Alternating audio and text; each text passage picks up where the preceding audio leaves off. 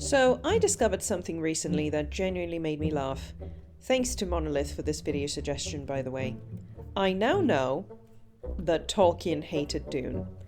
It's definitely a weird piece of literary history that Tolkien and Dune existed during the same time, and he hated it. Not just disliked it, actually hated it.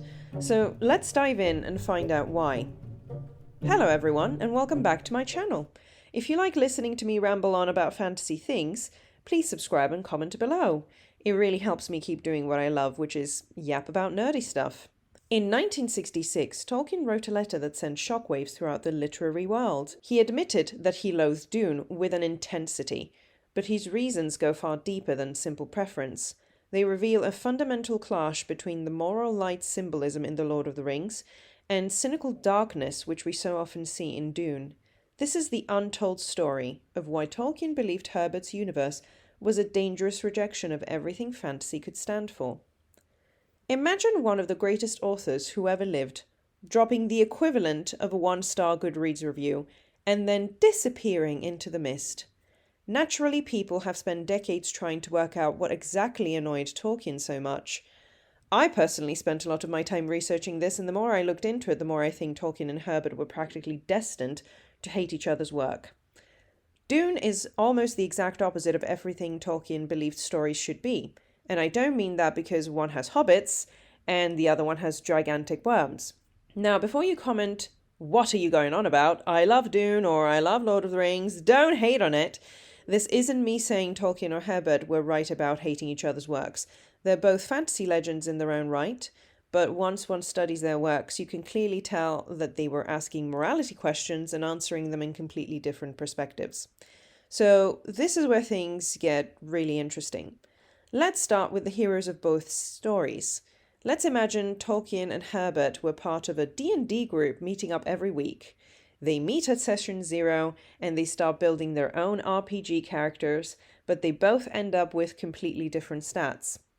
So Tolkien would make a very mighty paladin of devotion, lawfully good of course, a warrior who would protect the innocent, and if he was a DM, he would probably decide that the fate of the world should depend on a morally righteous, kind-hearted, second breakfast-loving hobbit.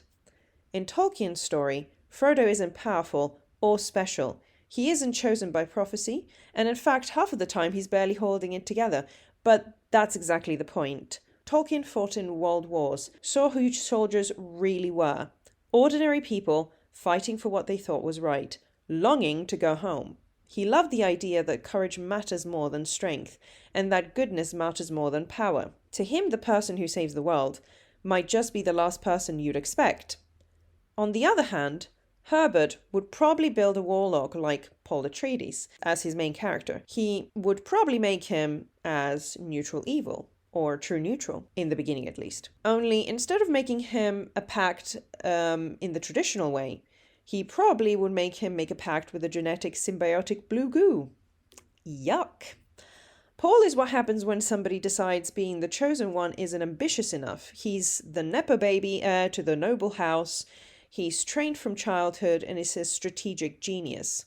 As we read Dune's several books, we see him turn from a warrior to a political reader to a messiah figure that can literally see the future. And then to questionably morally grey anti-hero villain?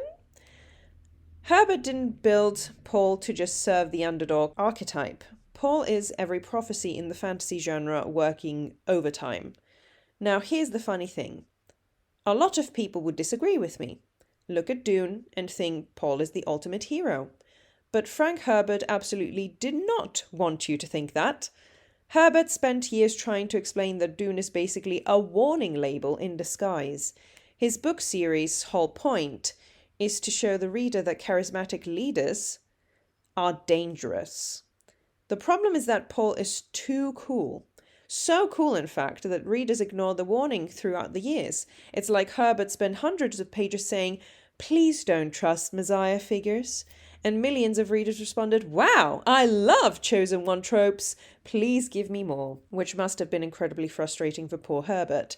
This is where I understand Tolkien's frustration. He spent most of his career warning people about power, that the ring corrupts everyone. Even the wise, immortal beings in his world are terrified of it.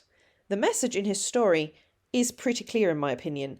The moment you're the person who should have absolute power is the moment you absolutely shouldn't have it. On the other hand, if we flip back to Dune, Paul doesn't reject power, he goes Super Saiyan with power. On one hand, you have Tolkien asking, what happens when ordinary people resist temptation? And Herbert asks, what happens when extraordinary people don't? Then there's of course destiny, and both stories feature prophecy with characters who seem chosen, but they feel completely different. Let's look at Frodo for a minute. At one point, Gandalf tells him, Bilbo was meant to find the ring. It's one of the most important lines in The Lord of the Rings, because Tolkien believed there was meaning behind these events. He wasn't trying to say that people were puppets, or that free will doesn't exist, just that in his story, Eru Ilúvatar was probably the greatest power at work, a kind of hidden providence, a possibility that even if terrible events are happening, eventually it might lead to somewhere good. Tolkien was a Catholic, and you can clearly tell once you read his books. Dune, on the other hand, feels a lot darker. Paul sees future after future after future, and most of them are honestly pretty awful. Every road seems to lead towards war, with entire worlds burning. And Herbert doesn't build a future that is comforting. It is actually quite terrifying, and the more Paul understands destiny, the more trapped he becomes by it. If Frodo had access to Paul's visions, he'd probably need therapy by chapter 3. When you take into account world building, Tolkien and Herbert are genuinely fascinating. They both built enormous worlds, but they built them from completely different starting points. Tolkien started with language. The man invented Elvish because he thought languages were beautiful. Then he built a whole world around that language. Middle-earth basically exists because Tolkien got carried away with a linguistic hobby, which is honestly very relatable. Herbert was different though. He was obsessed with systems, politics, religion, economics, ecology, and power structures, which is something of the time in the 60s and 70s when his books were published. When Tolkien creates a kingdom, he's thinking about myths and legends, but when Herbert creates a kingdom, he's thinking about political and socioeconomic structures. On one hand, we have Tolkien asking, what songs would these people sing? And then on the other hand, you have Herbert asking, who controls the spice? Both book series are brilliant, both approaches are brilliant, and both book series discuss the importance of different things in fantasy genres. But you can clearly see why Tolkien might have bounced off Dune. Middle-earth feels like discovering an ancient Arthurian legend, but Dune feels like reading the political secrets of a future empire, which is very Warhammer 40k. And when you put all of this together, I think you start to see the real reason Tolkien couldn't stand it. At his heart, Tolkien believed in people and hope. Middle-earth is a land full of suffering. People fail, kingdoms fall, and good people die. But there is always light somewhere beyond the darkness. And honestly, I personally still love rereading or rewatching the movies when things start seeming pretty bleak, especially in the news lately. But Dune isn't really interested in that kind of comfort. Herbert is suspicious of heroes, leaders, institutions, and religion. Sometimes it feels like Herbert looked at human history as a whole and concluded, yeah, this probably won't end well. Same, Herbert. Same. Tolkien looked at the same human history and somehow found reasons to keep believing anyway. And you know what? Maybe that's why these two authors still matter and we still discuss them nowadays. Because as humans, we're still arguing about the same moral questions. Should stories inspire us or warn us? Should heroes be admired or questioned? Is humanity capable of becoming better? Or are we doomed to keep making the same mistakes forever? These are questions that are more relevant than ever. Tolkien and Herbert took the same assignment, but gave completely different answers in their essays. And that's exactly why we're still talking about them today. But what do you think? Was Tolkien being unfair to Dune? Or do you think he saw something in Herbert's worldview that just completely clashed with his own? Let me know below. And if you enjoyed this deep dive, please consider subscribing or signing up to my Patreon link below. Have a good day, everybody, and I'll see you in the next one.